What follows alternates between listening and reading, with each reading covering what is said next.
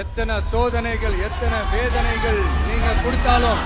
இந்த திமுகனாலேயோ இல்ல இந்த பாஜகனாலேயோ இல்ல மற்றும் பலர்னாலேயோ இல்ல எந்த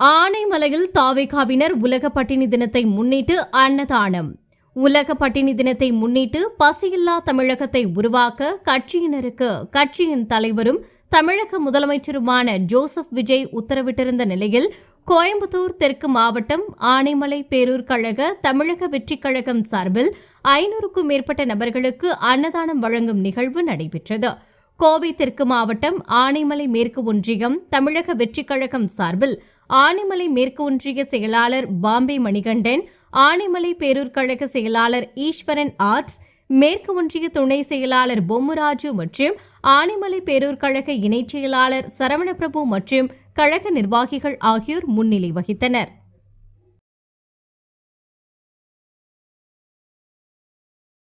தமிழகத்தின் மாண்புமிகு முதல்வர் கழகத்தின் தலைவர் விஜய் அவர்களின் ஆலோசனைப்படியும் ஆணைக்கிணங்கவும் கழகத்தின் அகில இந்திய பொதுச் செயலாளர் அண்ணன் என் ஆனந்த் அவர்களின் வழிகாட்டுதலின்படியும் கோவை தெற்கு மாவட்ட மதுவிலக்கு மற்றும் ஆயத்தீர்வுத்துறை அமைச்சர் கே விக்னேஷ் அவர்களின் உத்தரவின் பேரிலும்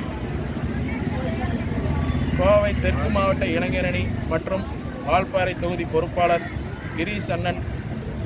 தலைமையிலும் ஆனைமலை மேற்கொன்றிய தமிழக வெற்றிக் கழகத்தின் சார்பாக இன்று ஆனைமலை பேரூர் கழகம், வேட்டைக்காரம்புதூர் பேரூர் கழகம், காளியாவரம் பேரூர் கழகம், காளியாவரம் ஊராட்சி மற்றும் அனைத்து ஊராட்சி பகுதிகளிலும்